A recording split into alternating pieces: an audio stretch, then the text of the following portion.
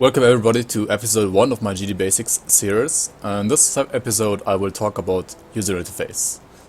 So, first of all, when you enter the game, right, this is what you will see. And down at the bottom you will see this big bar here.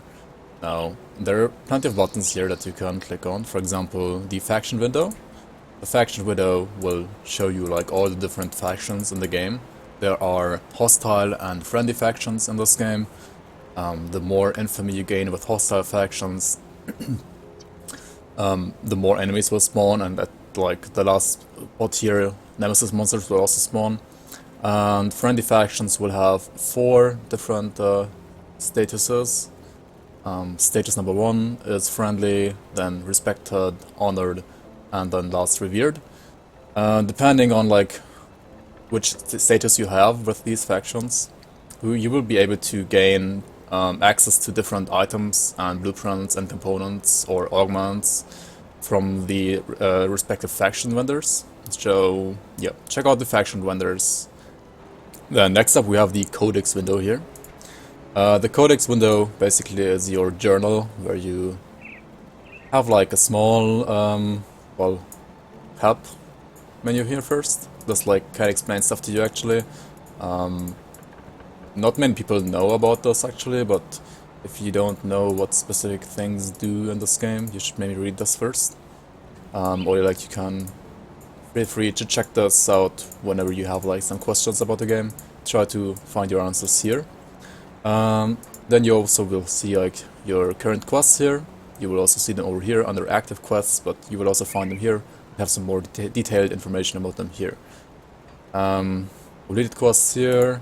Lore entries. When you find lore notes, you're able to reread them here if you would like to, because some of them actually have some hints on like where to go or like where to proceed. And then last but not least, you also see this devotion shrine page here.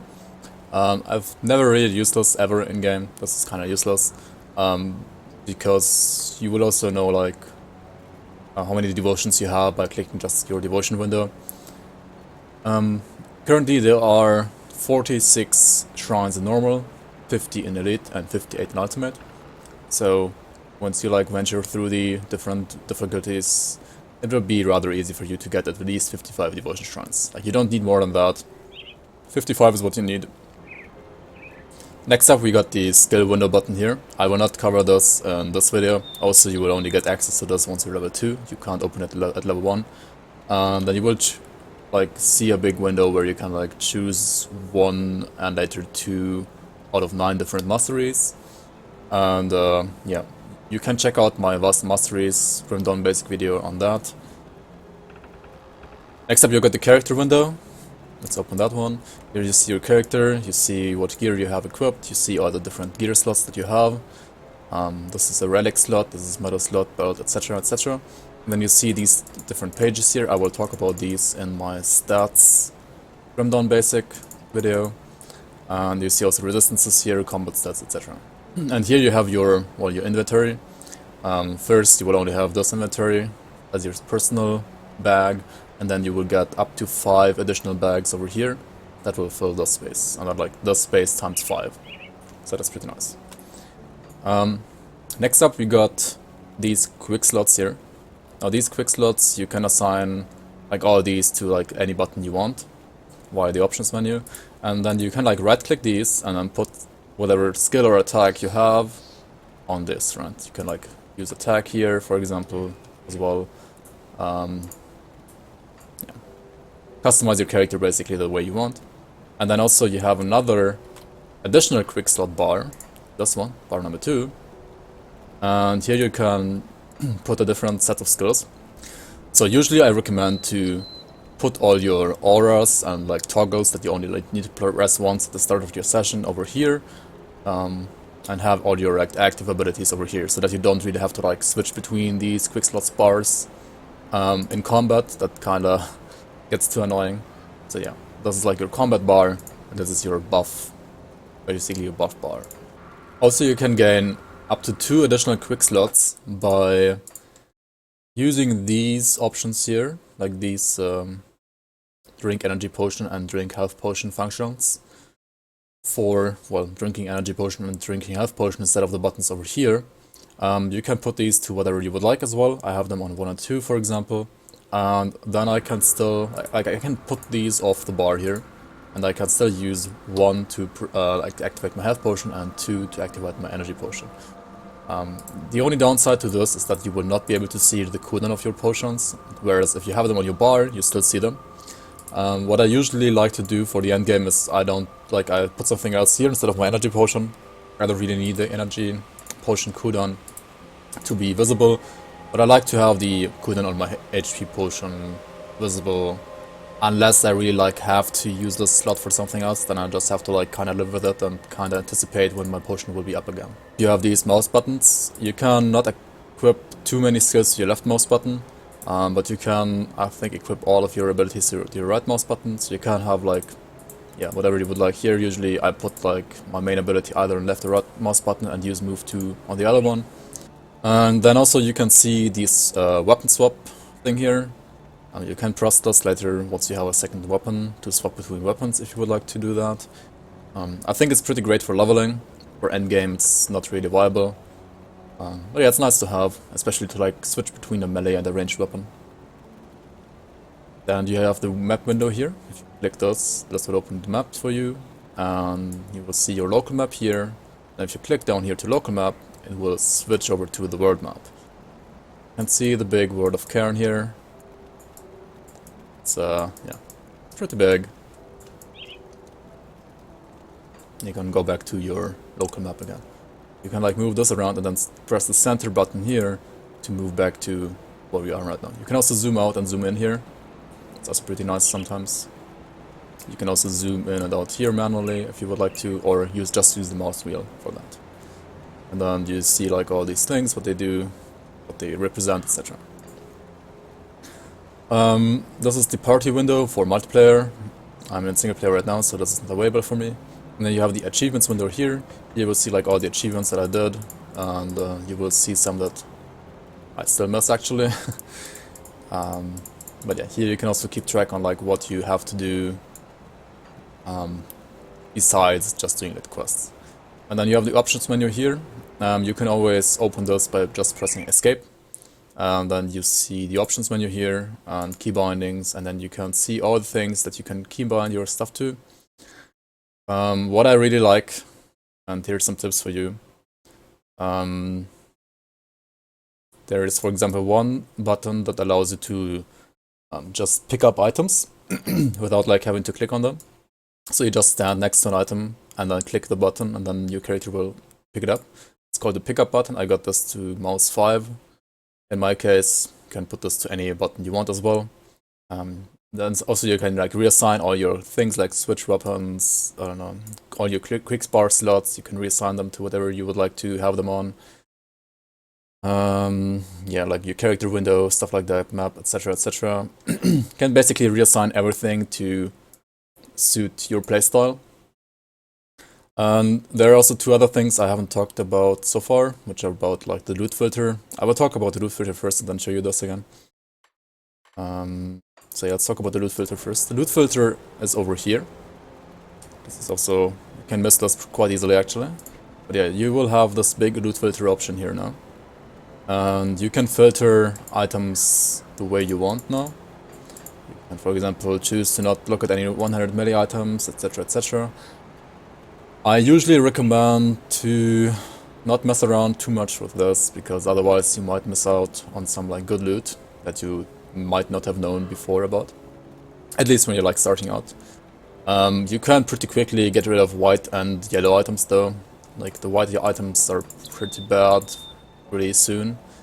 The yellow ones are, well, I usually get rid of these. If I were playing solo self-hunt, I would probably get rid of these at around level 20 to 30.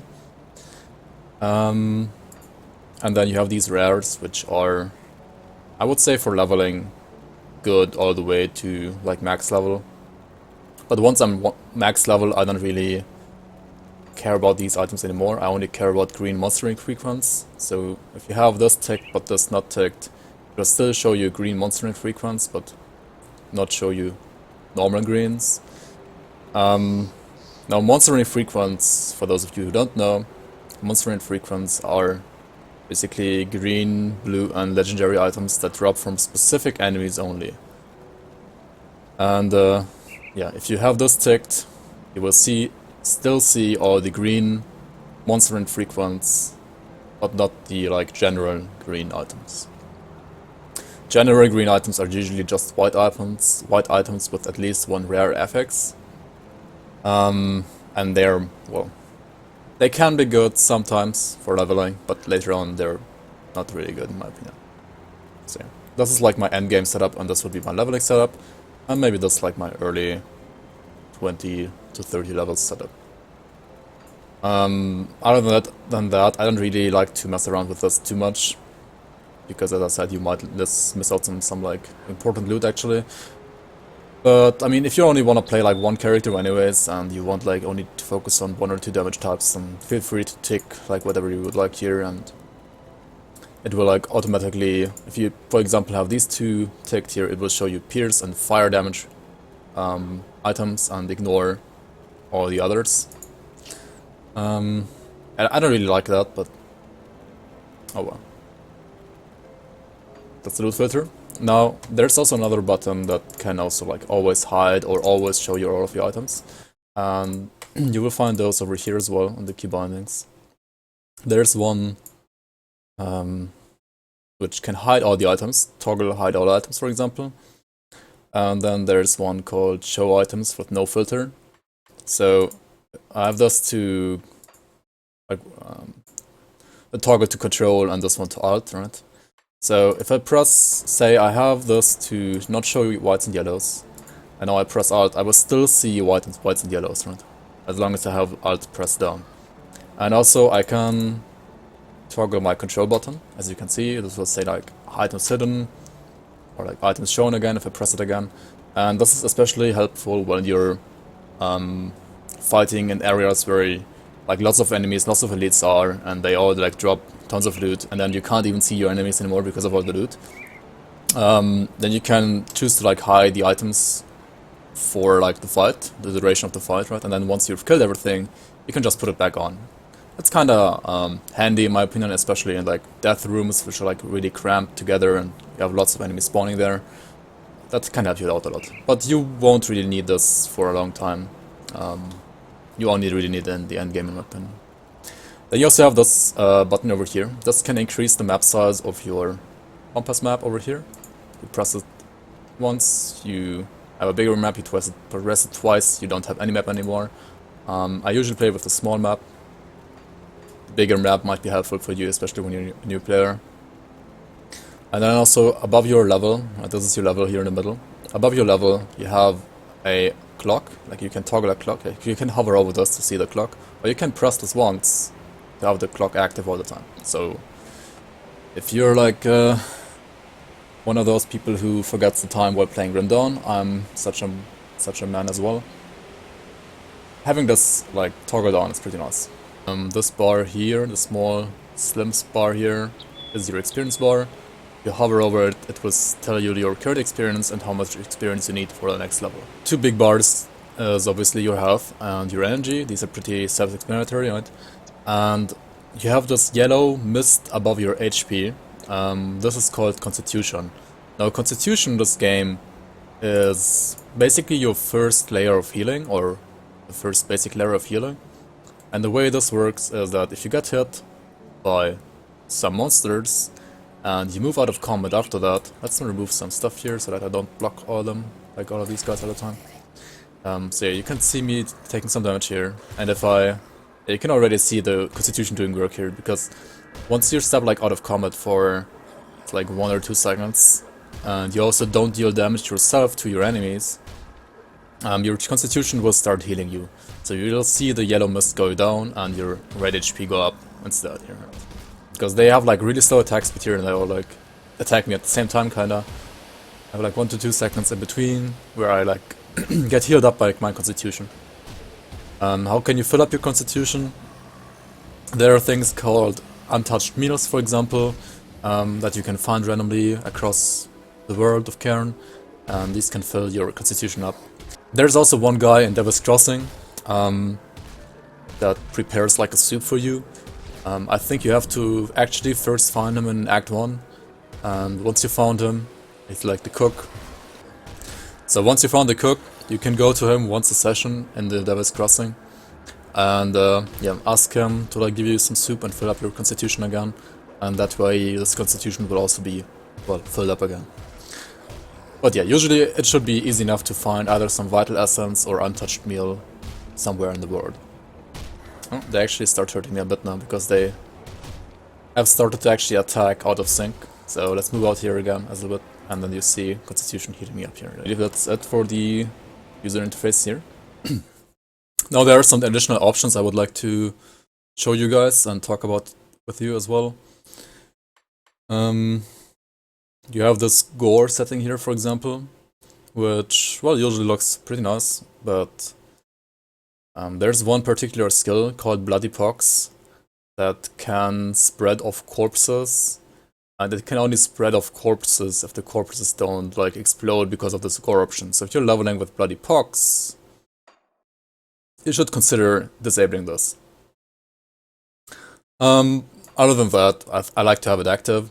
Also by default, I think Camera Shake is active. I don't really like it that much. If you like it, feel free to play with it. I don't really like it, especially endgame. It can be pretty like confusing, in my opinion. And then you also have this option here, auto loot materials. This is, in my opinion, one of the best additions that came recently. Well, not the most recent patch, but one before that. Now, if you have this ticked on, this will automatically collect all your components, consumables, and crafting materials when you sit near them. Now, by default, your character will only auto-collect iron bits, which is basically the currency, the gold of this item of this game, and healing potions and energy potions. You have this ticked. You will also auto-collect all the components, all crafting materials, and this is really handy in my opinion. It might be a little bit confusing at first for some new players, and that's also why I do understand why they don't have this auto-ticked by default. Because you might not be like, you might not realize that you picked up some components that drop on the floor by just walking over them. But honestly, I don't know, like just open your inventory after you auto-pick them up and check them out, which one you got. And it's very, very handy. And like, the more you play this game, the more you will love this option. So this is like, in my opinion, a must-have. Enable quick sell. Yeah, this way you can just right-click and sell your items when you're in an open shop, instead of like dragging them over to the shop all the time. I think this is active by default. If you don't like it, disable it, but I don't see like why you would dislike this. Yeah, you can adjust these if you want. This is like whatever, depending on what your setup is, how you like it. Now when it comes to interface, there are way more health bar options that you can choose than I chose here. You can choose to display your own player health, for example. As you can see here, then you will have like a player health bar above your character, additional to the one down here, and also you can choose to show numbers or not show the numbers. Right? Wait, can you? No, you can't actually. No, that doesn't work. But yeah, I think you need to use another mod for that. Like there's a Grim Eternals mod that can show you health bars without showing the numbers.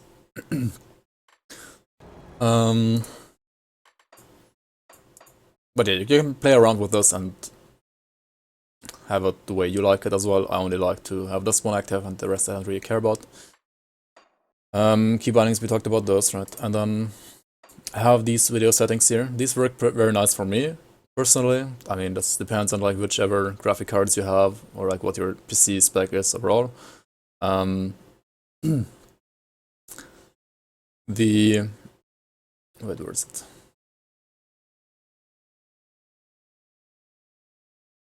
Oh yeah, the new deferred rendering. Once this was introduced in patch 1.1.4, I believe, this was a huge performance increase for my personal, like, Grim Dawn graphic settings.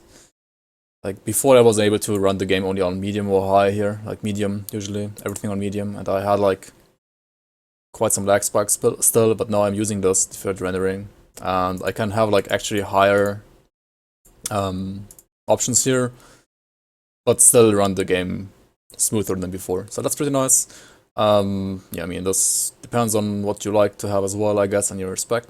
This is what I have. This is what works pretty well for me. One option that I actually overlooked until now is we have this new error voice messages, active or inactive option. Before you were only to like disable, like you were only able to disable your voice messages such as the skill's not ready or I can't carry anymore by reducing the dialogue volume to 0. But I mean, this also reduces dialogue volumes of like all the NPCs to 0. And now we can actually move this up again and disable this here, right? And this way I should still be able to hear my NPCs talking to me and at the same time not have my character yell all the time like that skill is not ready. That was pretty annoying all the time. Additionally to that, we have voice chat in the game now, and you can activate it over here. Also note that you will have cloud saving enabled by default. Note that some of the third-party tools, for example like Grim Dawn Item Assistant, don't work with this. So in my case, for example, I'm using Grim Dawn Item Assistant. I have to use local saves instead. That's no problem for me, but just something that you have to like take into consideration. Thank you everyone so much for watching episode 1 of my GD Basics series. I hope you guys liked it. I have many more planned, at least 5 more, maybe even more if you guys like this content a lot. Feel free to like or dislike this video, any kind of feedback is appreciated. Also, I would be very happy to answer any of your remaining questions about this topic in the comments below.